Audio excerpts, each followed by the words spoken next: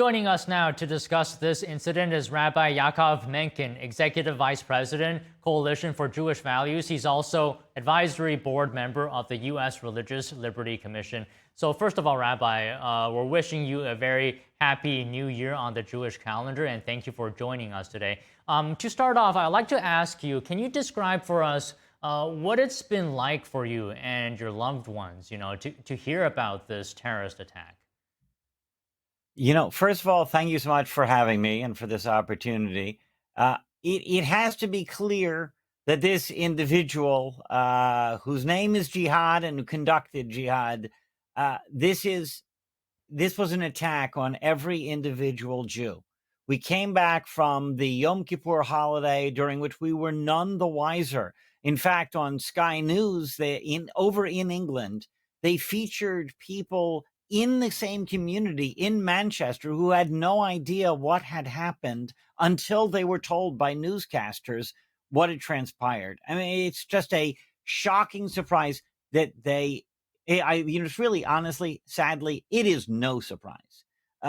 We talk about freedom of religion and respect for religion. These are the same people who conducted the Yom Kippur War, who attacked on October 7th, which was Simchat Torah on the Jewish calendar, and who just, we have a university here in America that held a resolution, a vote on a BDS resolution to boycott the Jewish state, and they held it on Yom Kippur. And that follows on the United Nations itself holding a conference about what to do about the problem of quote unquote Palestine, while Israelis were observing Rosh Hashanah, our new year.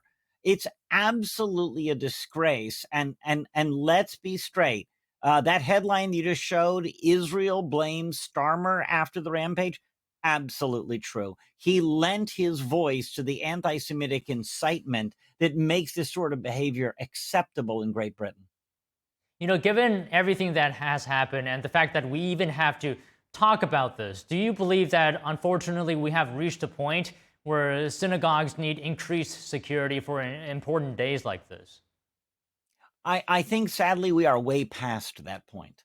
On Rosh Hashanah, the police presence, and on Yom Kippur, the police presence here in Baltimore was outstanding. But yet, it is something to note that every significant synagogue, first of all, every synagogue has a combination lock on the door. If you don't know the combination, you can't get into that synagogue.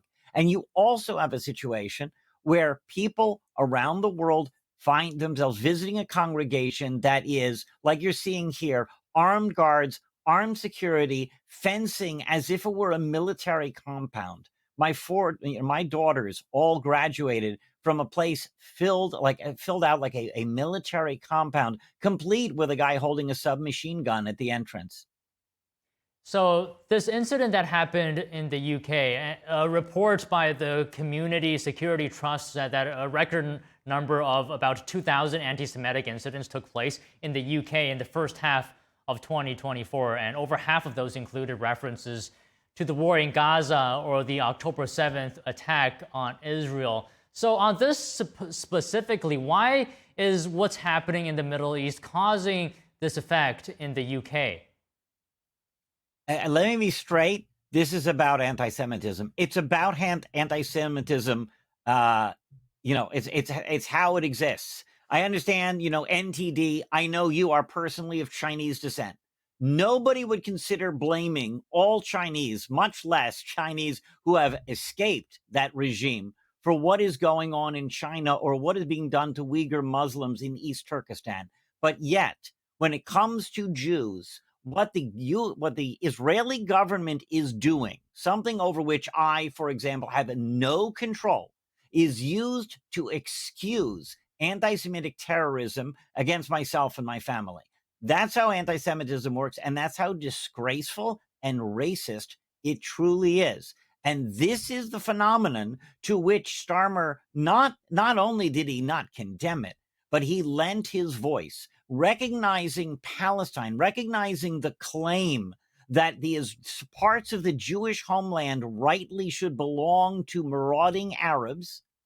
And he does that at a time when every so-called Palestinian government supports terrorism and anti-Semitic hatred. That's what he joined. That's what he backed. And now that this horrible terrorist attack has happened after his period of incitement of this exactly this variety, now he wants us to think that he's really going to fight it while he's being part of the problem and not the solution.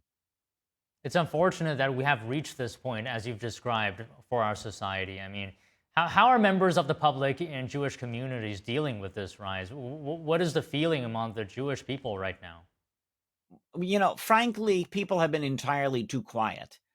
We have a large phenomenon in the Jewish community. It's kind of like a picking of sides. You have the people who abandoned Jewish values in the Jewish community long ago, and they've only become more anti Semitic in their rhetoric and actions. I'm talking about Jews here, who have turned more anti Semitic, more hateful in their rhetoric towards the Jewish people that they are leaving behind. But meanwhile, at the same time, you have a lot of people who woke up and said, this hatred, this is completely out of proportion. This is bizarre. Why don't I find out what Judaism and Jewish values are about? At the end of the day, it is the destiny of the Jews, right out of the Bible, tasked with the job of bringing God's morality into the world as they were in the books of Genesis through Deuteronomy.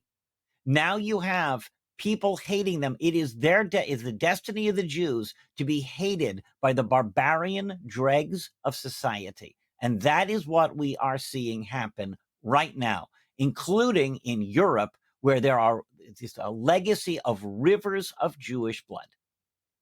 Wow, that is wild.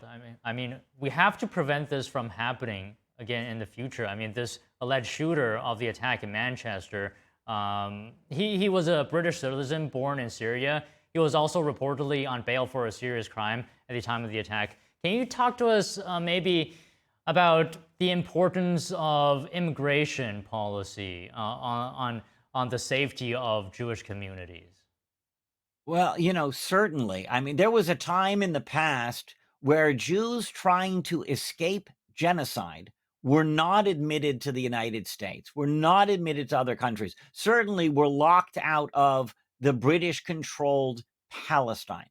Today, you have the opposite going on. We are welcoming into the country people who's from countries allied with terrorism, where there has been a anti-Semitic indoctrination is the system. The children under the Palestinian Authority, certainly all the more so under Hamas control, they go to schools named after anti-Semitic terrorists, not the discoverers of new scientific discoveries or humanitarians. Nope, people who killed Jews. You have multiple schools named after Dalal Mughrabi. You have people celebrating Rasmia Odeh. You have people celebrating George Habash. By the way, Habash is the reason why every one of us needs to go through a so-called humiliating checkpoint in order to board an airplane. It all comes from Arab terrorism in the name of Palestine. They're the ones who popularized, and that's why the TSA now, they only recently did they retract, making you take off your shoes. That's what Arab terrorism results in the United States. And they only deplore it and call it terrible when it is done in Israel to protect Jewish lives. Okay, just one last question here, Rabbi, and you alluded to this as well, but maybe you can talk more detail about this. What is the source of this discrimination? What can be done to change it? Well, every American has something to do. I mean, first of all, you have to decide whose side you're on. I mean, there could not be a more clear contest between humanity and civilized values on the one hand and barbarism and murder on the other. There's just no parallel to this. And the idea, nobody in the West supports terrorism until the victims are Jews. It's absolutely disgraceful. And it's something where everybody has to pick a side. But more than picking a side, they have to advocate. They have to vote accordingly. They have to speak out against it. There is no question that advocates for, claiming that Israel's committing genocide, what a ridiculous lie. The lie of genocide requires that you believe that Jewish lives have no value, Because in order for it to be genocide, genocide is only proven when there's no credible alternative explanation.